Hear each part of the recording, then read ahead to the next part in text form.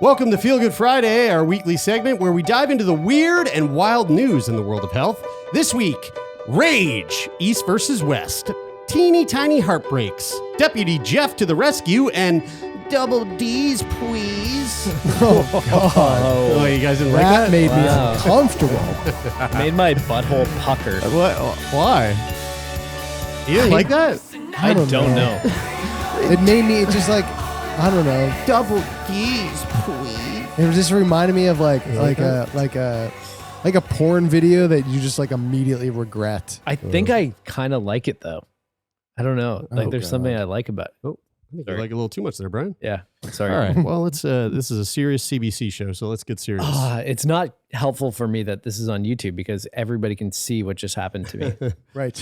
If they go and It watch. is embarrassing. Guys, first of all, I just want to say, shout out to the fucking comment section on YouTube. Dude, shout out. Popping off. Shout out. Last week, it was popping off. We had 3 comments last week. Whoa.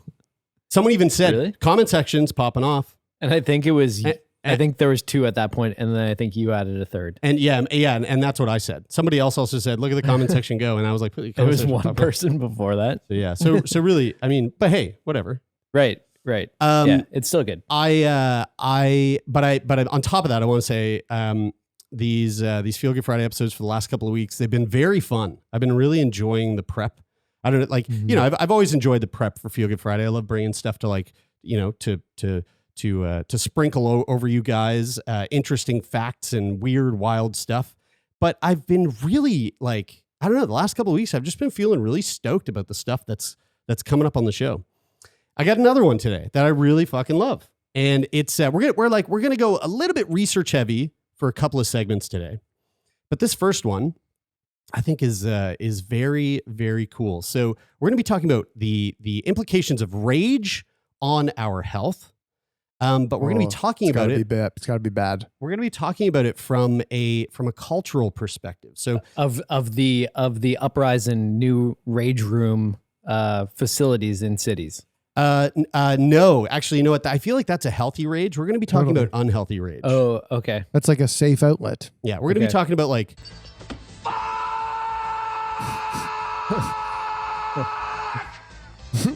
Yeah. It's more Nick Cage there. Love some Nick Cage. Okay, Oh, I get it. I didn't even clock that. That's Yeah. wonderful. Of course it is. So, like, not to get ahead of ourselves, but I think that we should approach this through the eyes of the question of whether or not rage rooms are a net positive to cities or a net negative. Okay, that's great. Put a pin in that, and let's Okay. bring it up at the end after we go through this. Okay, Because perfect. I'm actually curious about what your thoughts will be. Great. So this is from a study published in Psychological Science. The title of the article is "Anger Expression and Ill Health in 2 Cultures: An Examination of Inflammation and Cardiovascular Risk." Now, I was going to start this by asking you guys: do you guys think that anger can have a negative effect on our health? Yes. I feel like I 100%. sort of spoiled it there, but what would you say outside of the what I just read there? Like, what do you think you would have sort of guessed? If I was to say, like, from my own personal experience, I know that if I end up in a situation where, and this is very anecdotal, but like if I get very angry, I feel, my heart rate increases, my sort of I have like an inability to like articulate or communicate my thoughts in that situation. So I'm feeling a very physical reaction to it. And in a way that sort of like inhibits my ability to like function as like a rational, thoughtful adult. And so when I feel that, I assume that extended over a duration of time then results in more negative health outcomes. And the reason that is, I'm assuming that this is probably going to be part of what Jer's going to bring up in this article is when you, not that there's not a time like an appropriate time to be angry, because there definitely is. It's an emotion that you have, and Sure. you express it at certain moments, and there's times where that's appropriate and necessary and helpful. But a lot of the time, I would say most of the time that most people are angry is at an unnecessary time, and what that emotion will do to your nervous system is it will trigger a nervous system that's not appropriate for the current actual physical setting that you're in, meaning that you're sympathetic nervous system, your fight or flight response is triggered in an environment where your fight or flight response is not necessary. It's not helpful to you. And your fight or flight response is inducing stress. And when you induce stress in an environment that doesn't require stress to solve the situation or circumstance that you're in, that has negative health outcomes. And over prolonged periods of time, stress is, I think, the number one killer of people everywhere. Do you think, just a quick thought, and I don't want to go too far down this road, but it makes me wonder, is anger a beneficial emotion to have in the situation, or is it more beneficial to sort of like look at that experience of anger that you feel and then try to understand it and learn from that, rather than, you know, like looking at like anger itself being beneficial? This coming Monday, we are releasing an episode from our live recording with Dr. Gabor Mate from Vancouver. We're very excited for people to see it. It's going to be on YouTube. The video looks amazing. Brian's working on it now. And we talked about some of the stuff that's in his latest book, The Myth of Normal. And in The Myth of Normal, there's actually a whole chapter about anger and the ways of introducing healthy anger into your day to day. So I think that there is an argument for anger being a very valid and healthy emotion. But I think, again, it kind of stems based on what you were saying there, Tay, of like the context that where that anger arises, how you relate to that anger, how you control that anger, yada, yada. Now, also to what you were saying there, Taylor, when people get angry, adrenaline rises, cortisol levels rise. I just quickly Googled what are the symptoms of high cortisol levels. Didn't know this. Interesting. Weight gain, especially in your face and abdomen. Fatty deposits between your shoulder blades. These are very specific. It's because you just like tighten your body. Yeah, like, maybe. Wide purple stretch marks on your abdomen. Muscle weakness in your upper arms and thighs. High blood sugar, which often turns into type 2 diabetes. So, I mean, there's a bunch of like... And that's all like, those are all...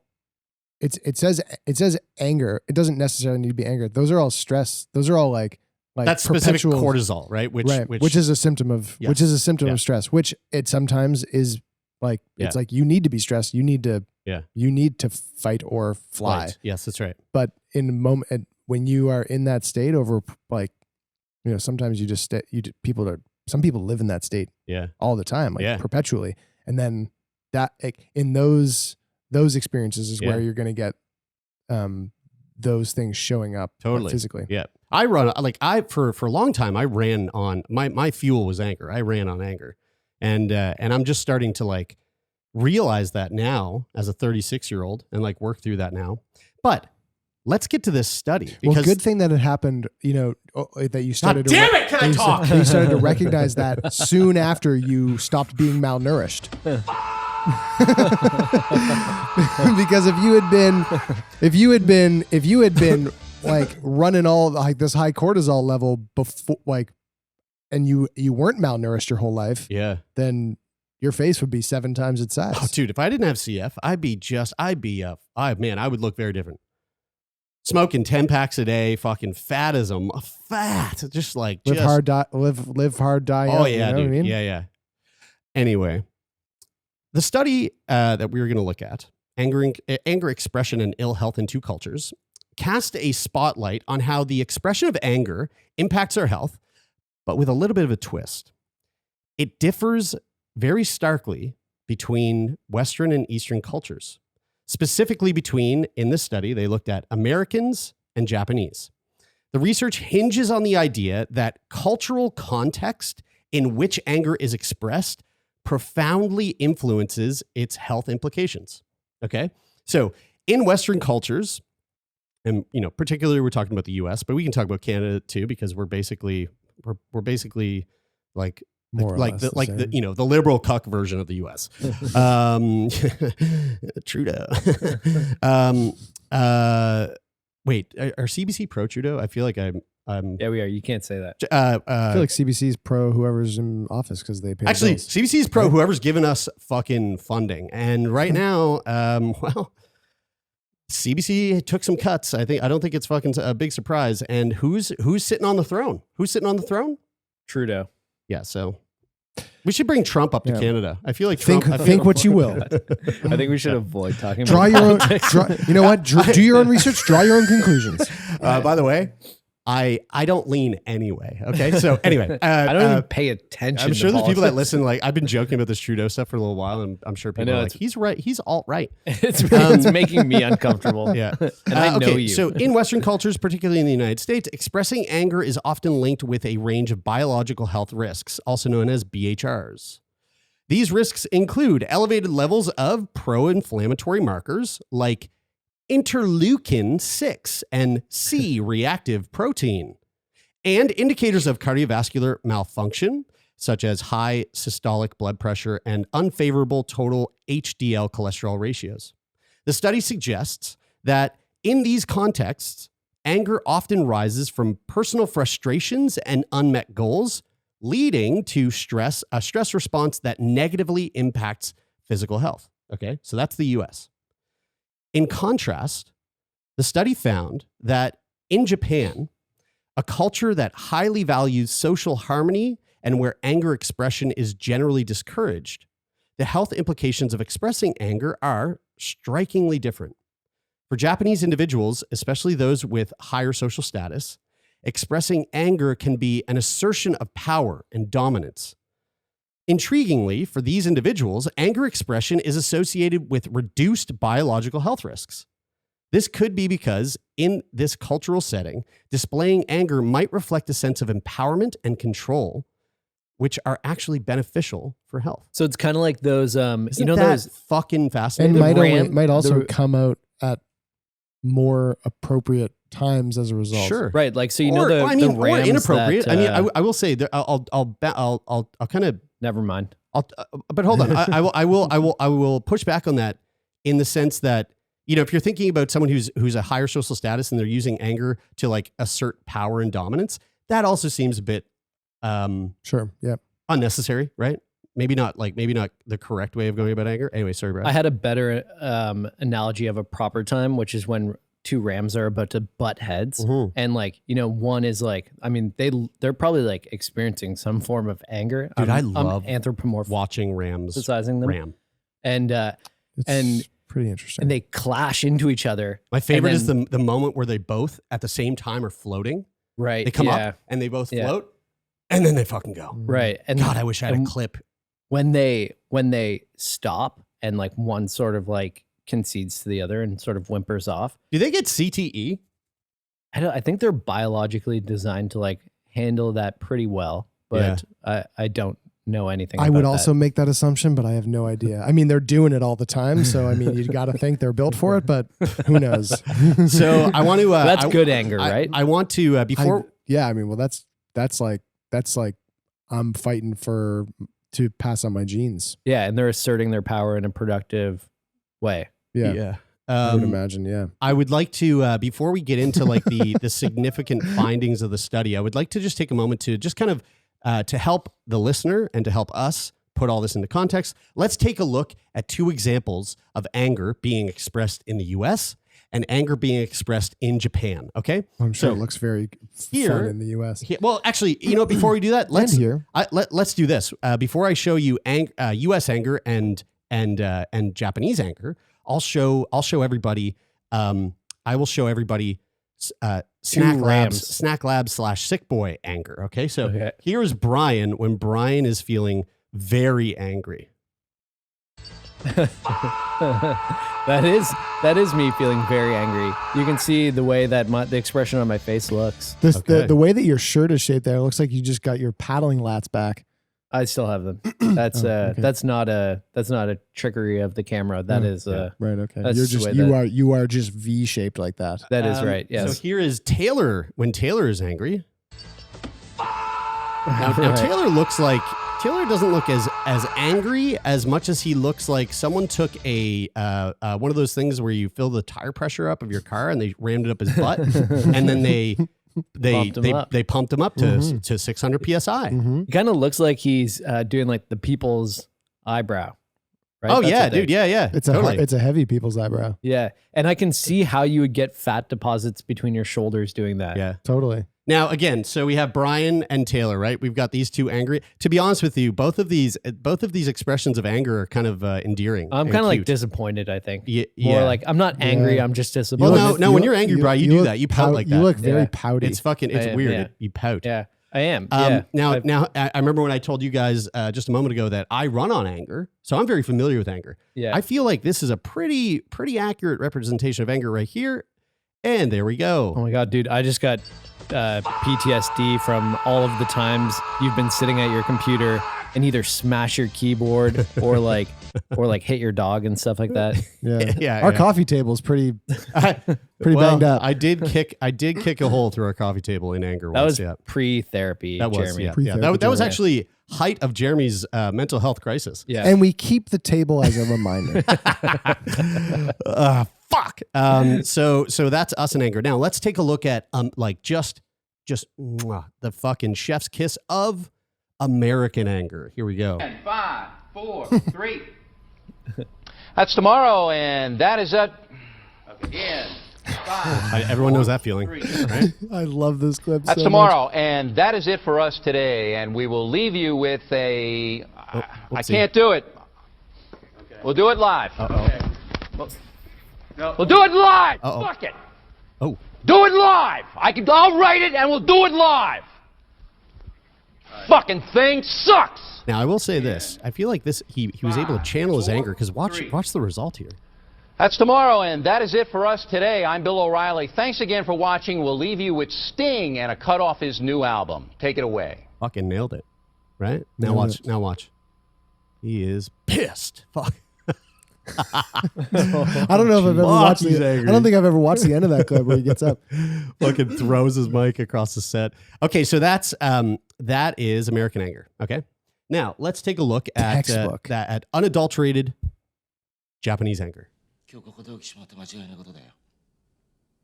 一緒に姉さん、 I'm familiar This with this. guy's about to なん blow, だろうよ。 right? あんたのことだよ。 He seems composed though. Never チャイニー mind. ズの愛のアメリカ人にイランにしまったってことだよ。 Very rude. And this is how the anger is dealt with. Okay. And that gentleman's head was just sliced off with a samurai sword. And I don't think he effectively asserted his dominance there. yeah. So here's what I'll say. After I watched this clip, I thought this was very interesting. Man, I haven't seen Kill Bill in a while. This is what I think is interesting about that. And this is my big takeaway. So the American anger, Bill O'Reilly, his cortisol levels were up. They probably stayed up, and he's probably not doing too good. He's probably a bit unhealthy. Bill O'Reilly certainly has big cardiovascular issues. I in would his say so, future. yeah. Now, this gentleman here, I would say that he didn't even have a chance to have his cortisol levels rise because somebody sliced his fucking head off. So, and I don't think in this study they took that into account.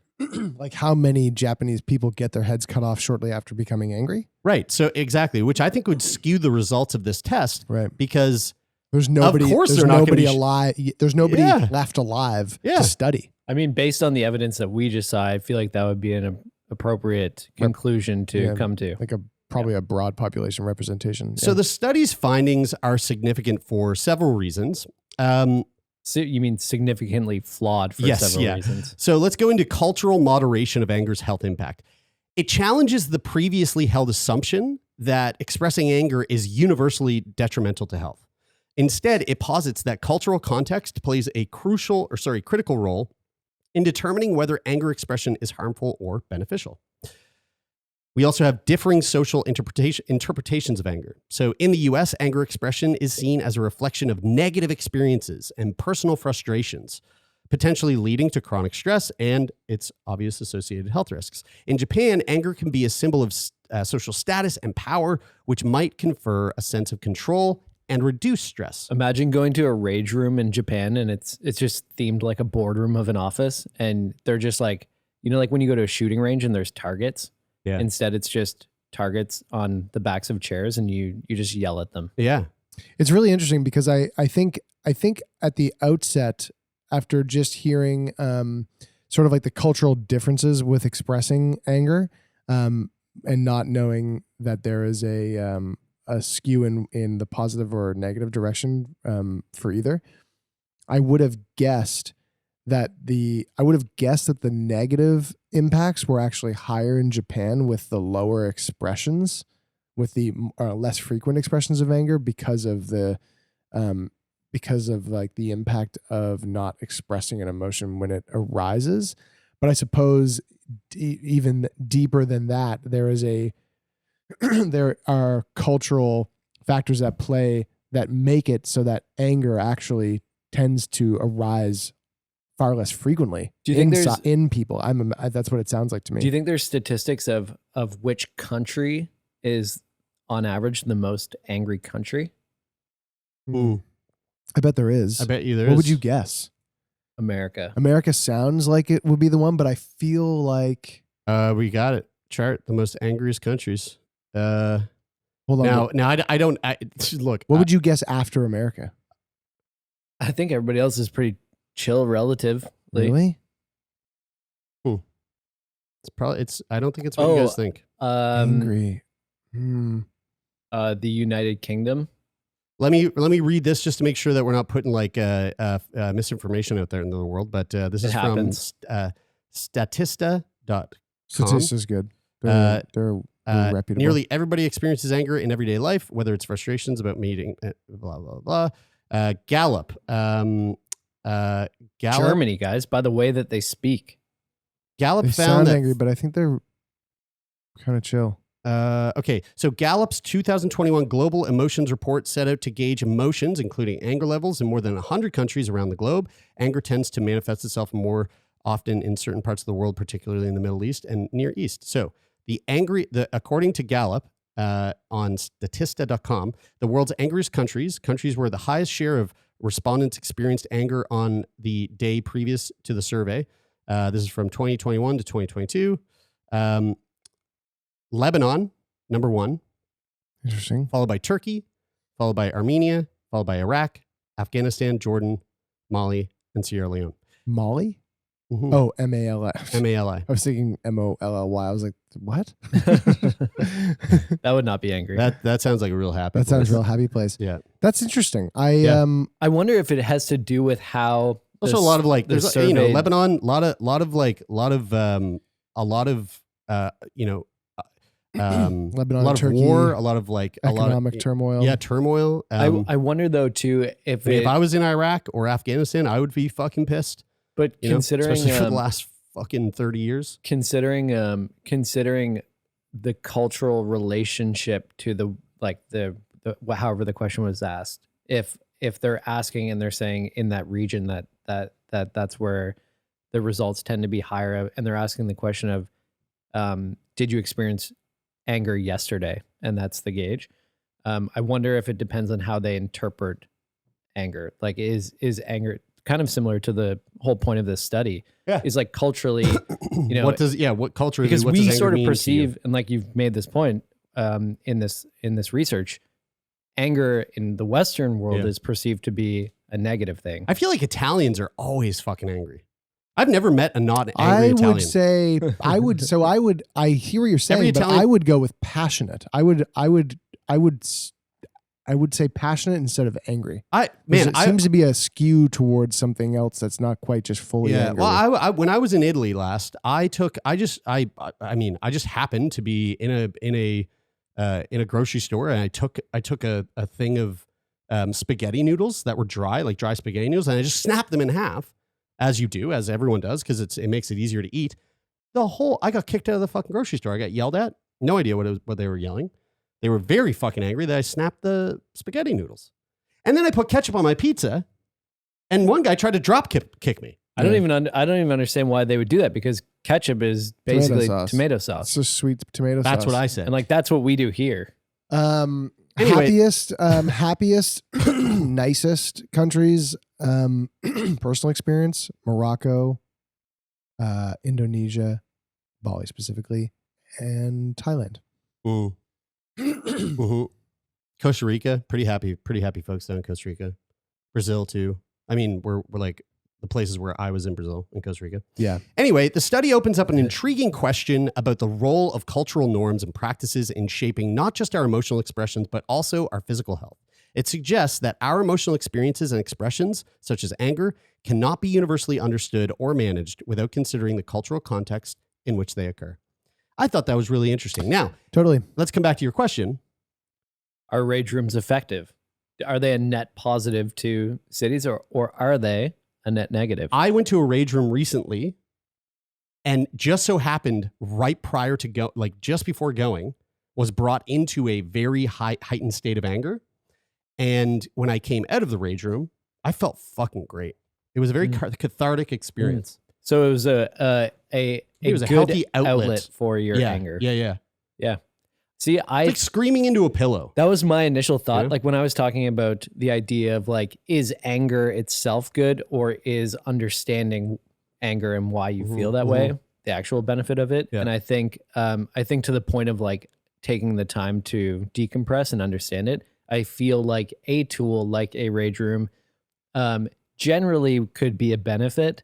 However, if it sort of conditions you to think that like smashing things is a good outlet, and you don't have this facility that's specifically designed to that, and the next time you get angry, you decide to smash a vase in your apartment, or like, you know, punch a hole through the wall, then that's probably not an effective outlet. Yeah.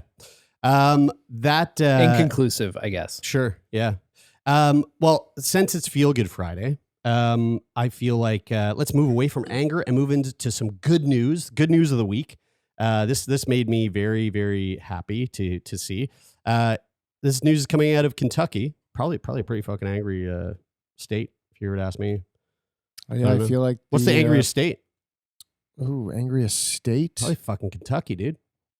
Wow, good question. Somewhere in the man. Midwest. I don't know. Yeah, I'd say somewhere in Probably the Midwest Kentucky, for because sure. like if I was from Kentucky, I'd be like, that dude ruined our state. Man, Massachusetts, man, What's his name? Boston, man, Boston is Boston Kentucky Fried people are Chicken guy. angry. Oh, the Colonel Colonel Sanders, yeah. motherfucker. Boston's Yeah, angry. you're right. So maybe not Boston- Massachusetts as a dude, whole, but Boston's on edge. That's an They angry are, city yeah. for sure. Boston's on edge. I lived in Boston, and when I went to sports games, I very clearly thought to myself, I would not be caught dead in the opposing team's jersey in this city. I don't really know. I'm not 100% sure, but like I just have a gut instinct that it's Idaho. But I'm like I don't have any like. Oh I don't no, have man! any- I think they're just chill. They're just flatlining. You think so? Yeah, they're just along for the ride. they're like just kind of melancholy, just existing. Yeah, This, I mean, this will get you. this This will sound. get you. This I mean, will get you jacked up. if you want to fucking Yeah, dude. fuck up your computer keyboard Yeah, and dude. smash a fucking Dropkick Murphys, man. This is the source of a lot of my teenage rage. And Texas nicest, I think. Yeah. man, It's really? because if you're angry in Texas, you're gonna get shot. Dude, Texans. They are. I mean, Texans and like North and South Carolinians, yeah. just like the most hospitable, nicest people. like, as long as you're not And then we on got their- fucking Trudeau over here taking away our guns. As No, long I as you're think, not you on know, their like- bad side. on You their feel bad like side. Yeah, sure. If you cross them, then Then be prepared to stand your ground. right. So let's get into the good news of the week. Sounds fair to me. A Kentucky court swears in the first paid deputy with Down syndrome. A 45-year-old man with Down syndrome has seen his dreams come true when he was recently sworn in as a paid deputy for the sheriff's office in Kentucky. Jeff Reinerson will join the security team at the Davies County Sheriff's Office, where he will be responsible for upholding security and integrity at the Judicial Center, along with his colleagues. Here's a news clip from the lovely gentleman, Mr. Jeff, being sworn in. This is my favorite thing ever. The newest member of the Davis County Sheriff's Office. Are you a 10 on the excitement scale? 20. 20. Fuck yeah, dude, 20. Dude, double. That's Jeff that's Reinerson, or excuse so me, excited. Officer Jeff Reinerson. For people just listening, reportedly became we the are first person with watching Down syndrome Jeff to be actually hired being as a sworn in. paid deputy in a Kentucky Sheriff's Department. It's a paid integrated position. It's a position that honors and supports his strengths. This is his friend Amanda. Amanda Owen here was the one who pitched the position to the sheriff's office. She runs a nonprofit called Puzzle Pieces that supports folks with intellectual disabilities. She is the first lady. First lady. They've been friends for years, and Jeff even requested that Amanda be the one to hold the Bible when he swore in. That's amazing. Isn't that awesome? Swear, Okay. or you can affirm. Meanwhile, Jeff's boss is going to be Sheriff Bradley Youngman, who Look at that guy. received this pitch a few weeks ago and thought it was a no-brainer. You've seen the expression on his face as he was taking the oath. And I can tell you, it gave me chills to see the seriousness, the determination, because I know Jeff and I know how much he cares about other people. So there you go. Jeff, Sheriff Brad Youngman, who was just there, spoke with the Owensboro Times and shares excitement for the new recruit. Quote, "I'm very happy to have Jeff join our court security team. Jeff has a passion for helping people and has always been interested in law enforcement. This is a great opportunity for both of us."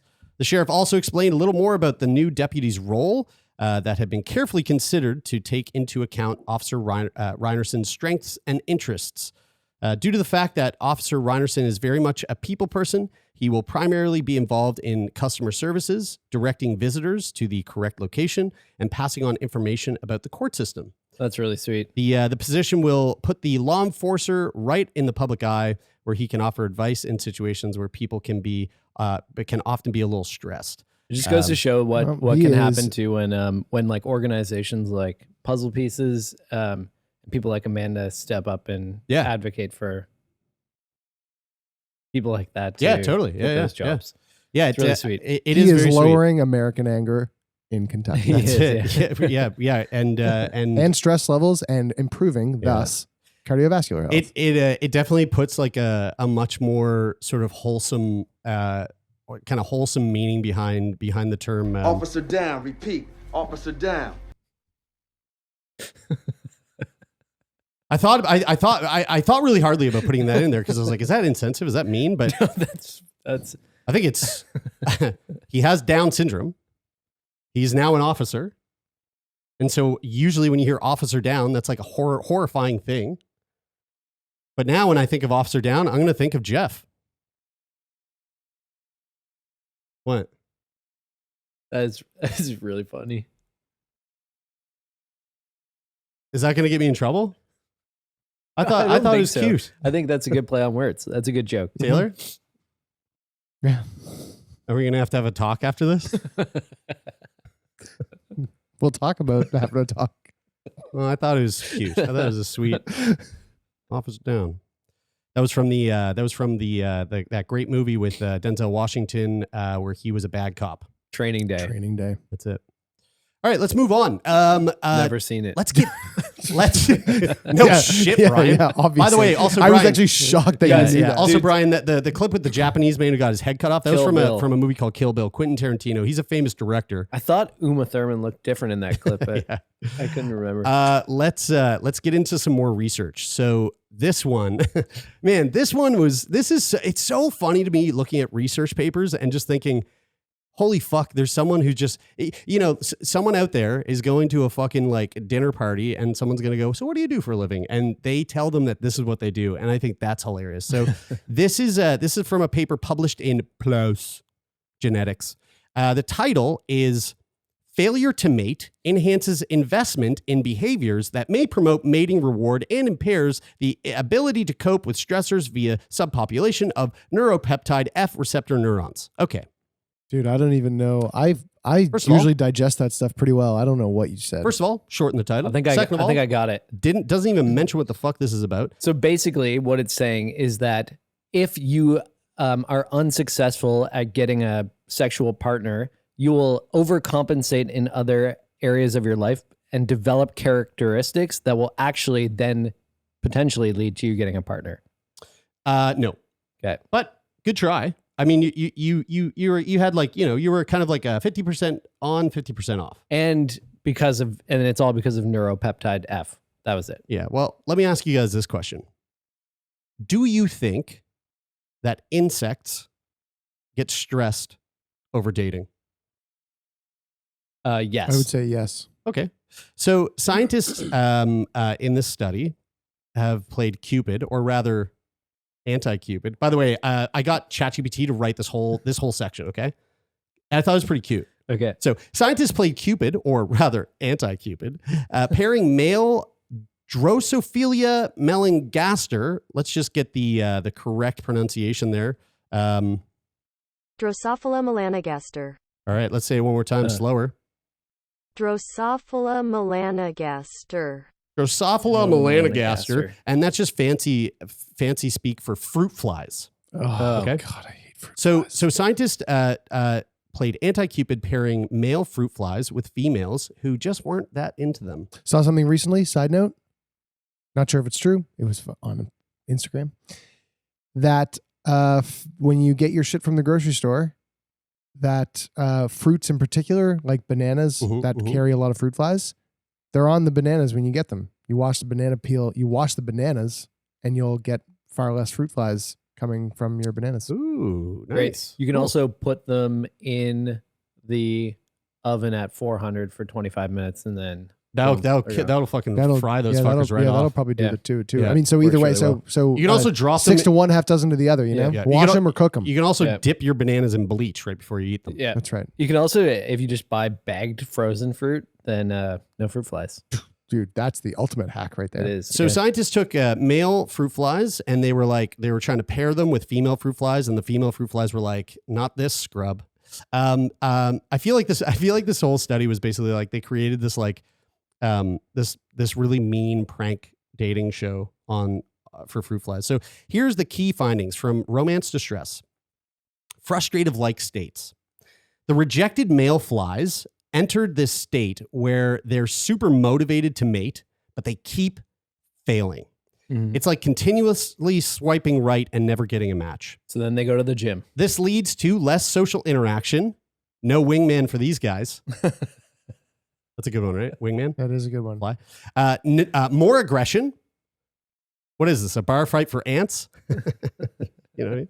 And a sort of depression. So cue the tiny violins. Right. Very And then tiny. ultimately, Expected to teach children to learn how to read. and then They ultimately can't even fit inside going to the fruit fly school and Getting a business degree. wreaking havoc. Oh, Oh, okay. whoa. Oh, sorry. Holy shit. Oh, Holy whoa. shit. Whoa, that was way worse. Yeah, than It what was the we're- school we're- shoot. It was a school shooting We're joke. going to have It to was. have a chat That- after this. That'll have to be cut. So Absolutely, their for health sure. takes a hit. These loveless experiences aren't just a hit to their ego. They actually make the flies less able to handle life's other stresses. Hunger and oxidative stress become harder to cope with. This indicates that the stress of rejection not only affects their behavior, but also their physiological resilience. Basically, heartbreak is turning these flies into stressed out little messes. So here's the role of the neuropeptide F, NPF receptor neurons. The study highlights the involvement of a small population of neurons expressing receptors for the fly homologue of neuropeptide Y, neuropeptide F, I think that's a typo. These neurons appear to mediate the fly's increased sensitivity to starvation and heightened social arousal following rejection. So here's the implications, the bigger picture in a tiny world. Social stress in micro size. This research is groundbreaking in demonstrating the existence of social stress in flies. It suggests that, like humans, social interactions and the success or failure of these interactions can have a significant impact on flies. It's like high school drama, but in a petri dish. The love-stress connection. There's a link between the quest for love, stress responses, and the health in these flies, suggesting broader biological principles at play. Who knew flies could teach us about the complexities of love and health? Science simplified through flies. So this is the part that I thought was really cool. Using fruit flies, the study unravels complex interactions between emotions, stress, and health, which might be much trickier to study in higher organisms. But they took this info with flies and really just kind of dumbed it down, made it super simple, and went, well, if this is happening here, it's very likely that it's happening here, but it's much harder to get the stats, get the results when we're talking about, and when I say here, I mean like us. So the science behind it all, the nitty gritty. That's another good little I fun got I didn't that. really get that? A nit, Nit is a like the it's little like bug. it's like a young little bug. Right. The researchers used a courtship suppression paradigm. I thought that was a gnat. Basically is. setting up male flies to be rejected by females and observing their behaviors and health. The rejected males show persistent efforts to mate, changes in social behavior, increased aggression, and most importantly, a diminished capacity to handle stress. The role of specific neurons and neuropeptides was explored to understand the physiological underpinnings of the observed behavioral changes. So in this study, they actually they have photos from the lab. I thought this photo was fucking super interesting. They used obviously macro photography to like get a nice like close up shot. So just to set the mood, let's get some music here. Okay.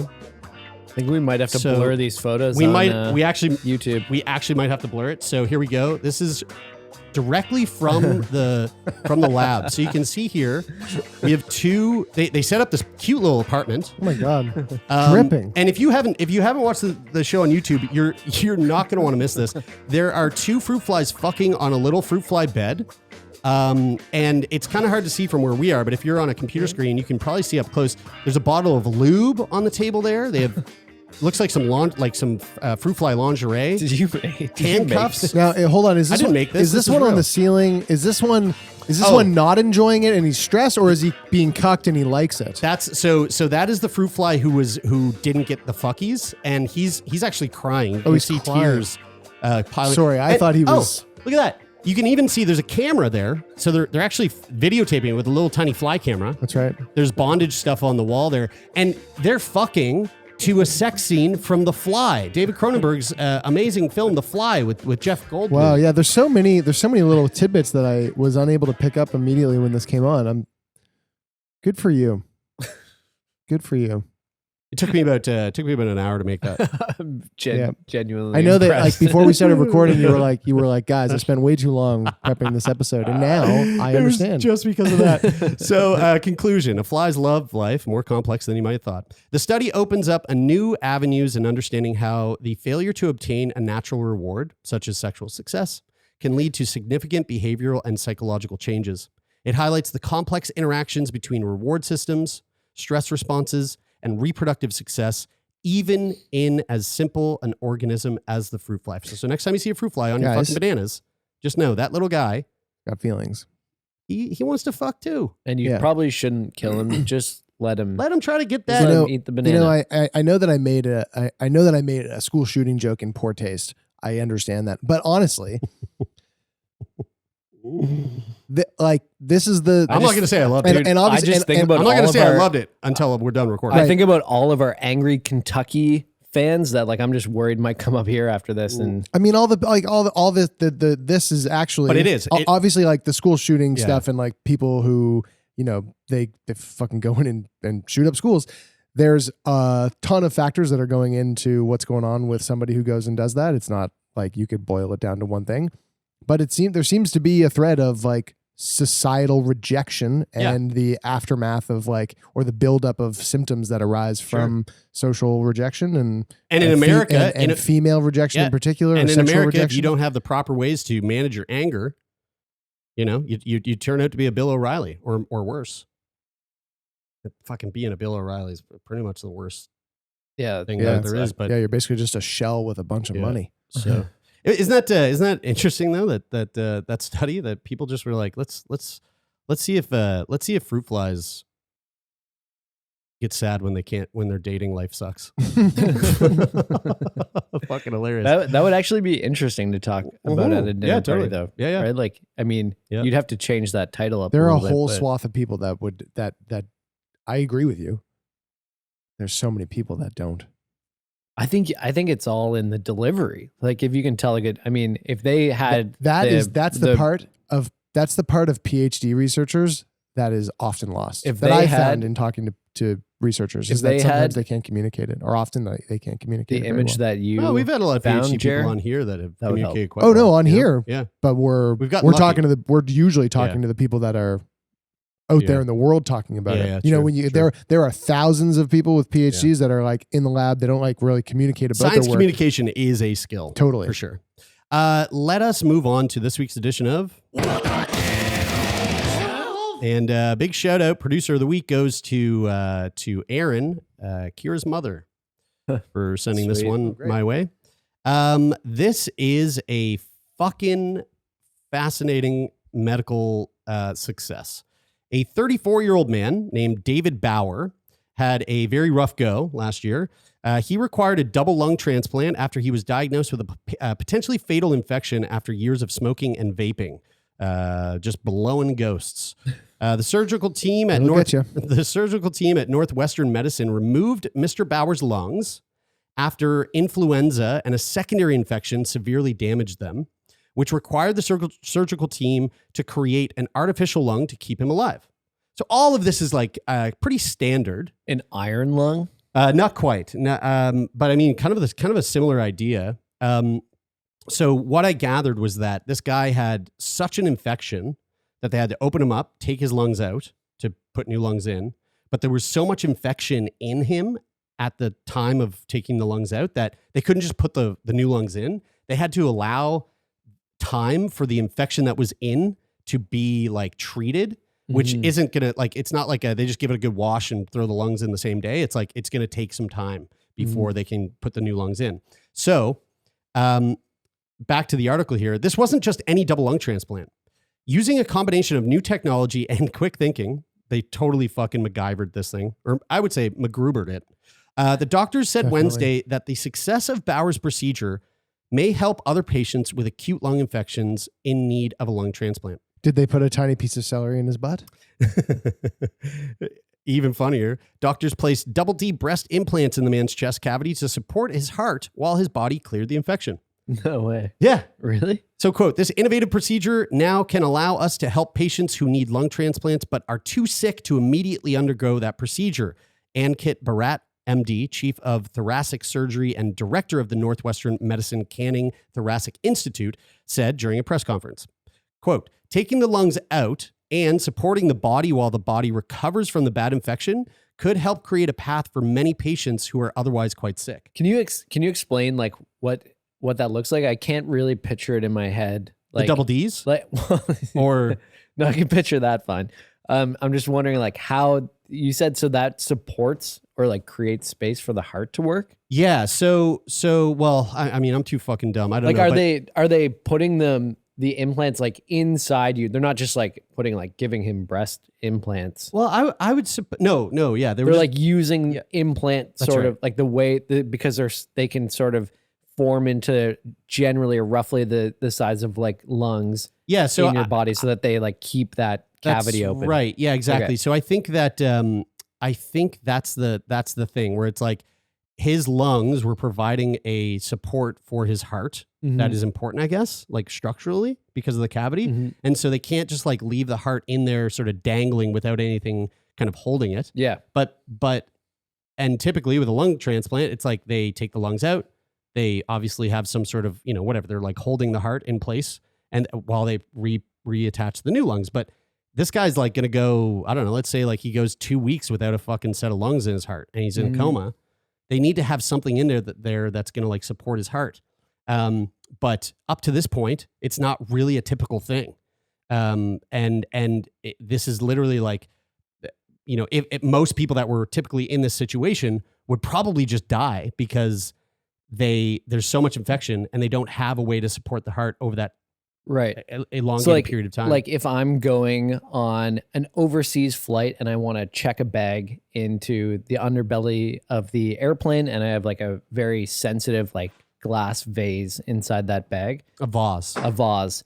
If it's if that's like the heart and I just put only that in the bag and then check it, it's going to get all fucked up. But if you put a bunch of underwear in there or a bunch of double D breast implants then like the chances of it probably higher chances. That's I mean that I feel like that's a perfect analogy of what's happening here. So more context here. Bauer, I didn't hear it, but I bet it was. Bauer, who works in landscaping, smoked a pack of cigarettes a day from age 21 until switching to vaping in 2024.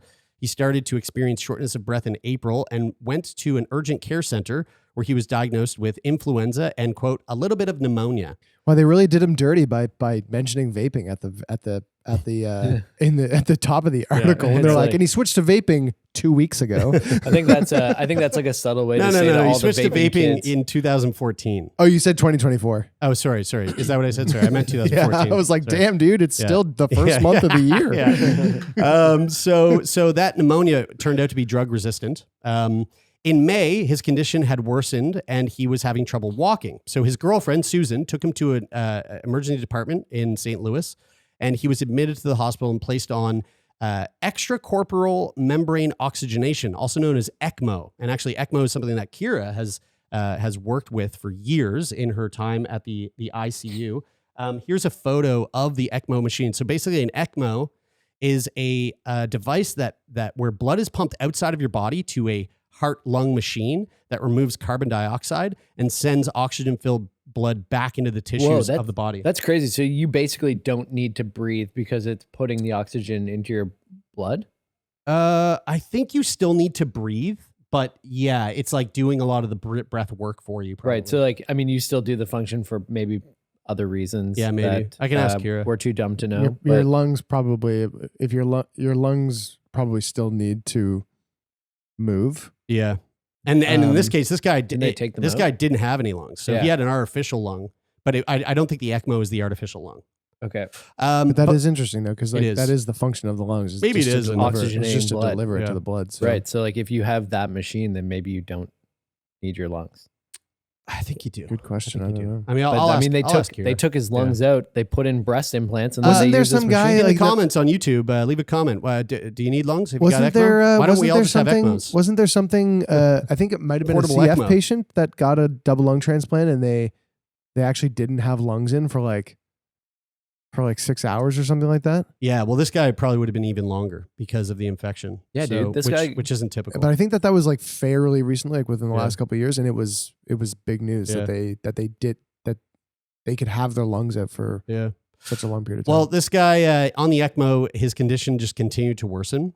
And Raid Tomic, an MD, a pulmonologist and medical director of the Northwestern Medicine Canning Thoracic Institute lung transplant program, said that when doctors from St. Louis called, Bauer's lungs had started to liquefy. If you looked at his x-ray, there was nothing left. The lungs were completely filled with pus. Doctors at Northwestern were confident that they could help Bauer, but were unsure he could survive the transplant without the growing infection being cleared. In addition to the infection, Bauer's heart also stopped at least once, and he had to be revived. Quote, "It was clear to us that something had to be done," Barat said of the strategy to clear the infection in his lungs and chest cavity. The surgical team created an artificial lung to keep his heart pumping and keep him alive. Quote, "Once we took the lungs out, we realized that now we've got to support the heart," Barat said. "That's where some of the innovative thinking came about. We were looking for the biggest thing that will fit in there in his chest cavity, and he has a big chest cavity, and hence the double D implants."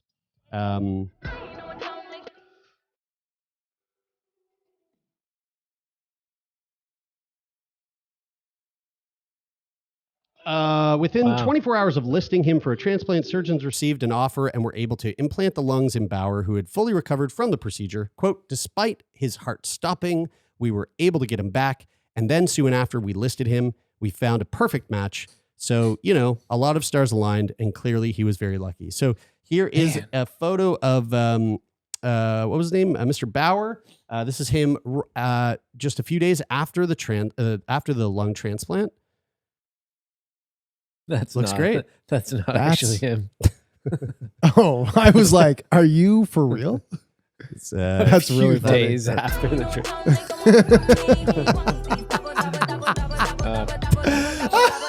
I think we just got demonetized. Guys, can you imagine? Hold on. Here's an actual photo. This is him with Dr. Barat. And wow. he's looking fucking great. He's looking great. He looks remarkably young. Yeah. For having smoked a pack of cigarettes a day for how long? I mean, he's 34. For how? Over a decade. Started smoking when he was Pack a day, dude. 21 Man. years old to 34. Pack a day. Yeah. And vaping and blowing ghosts. I don't think that like, I mean, it's a lot, obviously, but I think for people who smoke a lot, I don't think that is A pack a day? I feel like my mom's. I feel like a pack a day is like it's kind of like I smoke. Really? I don't know. I mean, don't know. especially if you think about people on job many- sites and like, I mean, I do a all day, pack they're of just Zins like- a day. So How many smokes are in a cigarette? Or in a how many cigarettes are in a, I have no a idea. pack? 20? Alexa, If you- computer, how many cigarettes are in a pack of cigarettes? According to an Alexa Answers contributor, there are 20 cigarettes in a pack, so if you smoke a pack a day, you're smoking a lot of cigarettes. Did that answer your 20 question? cigarettes. There you go. 20? So like, if you imagine, somebody doing like an 8-hour shift at like the trade center where we worked and people were taking smoke breaks, like, dude, they would go like every That means you're 45 taking minutes to an hour. No, but then you'd have to be doing less than 8. Well, that's like 8 to 10 on a shift. And You'd have to be then- doing like 3 an hour. Every 20 minutes taking a smoke. Like, dude, that's crazy. I mean, if I was Maybe. a smoker, that's probably what I'd be doing. God. Anyway, Fuck, that's nuts. that's a lot, yeah. that's this week's edition of Feel Good Friday. Don't smoke. So yeah, don't smoke. Or just do it infrequently. If you And do, just and if you're gonna be angry, tone it down. Once a week. be less Bill O'Reilly. Be more Japanese about it. Yeah. Let's give a big thank you to all of you who listen to the show and all of you who, love rolling with the punches and love the fact that we can have jokes about these things that sometimes aren't typically joked about.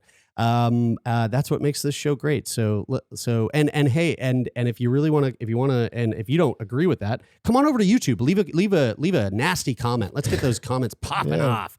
If you're angry about today's episode, let us know in the comments on YouTube. and then maybe just take a breath and think about maybe what that says about you. Yeah. And big shout out to all of our Discord members. If you want to come join the community over on Discord, it's popping off even more than the comment section here on YouTube. So you can do that. Link is in the show notes of every episode. And a big, even bigger shout out to everybody who has ever left a rating or review of the podcast. And you can still do that wherever you find rating and reviews on things like Apple Podcasts and Spotify and all that shit. And we're recording with guests. We record all the time. We put out new episodes with people that we record with. And if you want to be one of those people that records with us, you can go over to our website, sickboypodcast.com, click on the form, fill it out, be on the show. Thank you, as always, to the folks who helped make the show happen. Annika, our production assistant, we are really grateful for your support and help. Rich O'Coin for the theme music, Jeff Lonis, our manager, Donovan the CPAP Morgan for his help on our Monday episodes. We love all of you guys. That is it for this week. I'm Brian. I'm Taylor. And I'm Jeremy, and this is Sick Boy.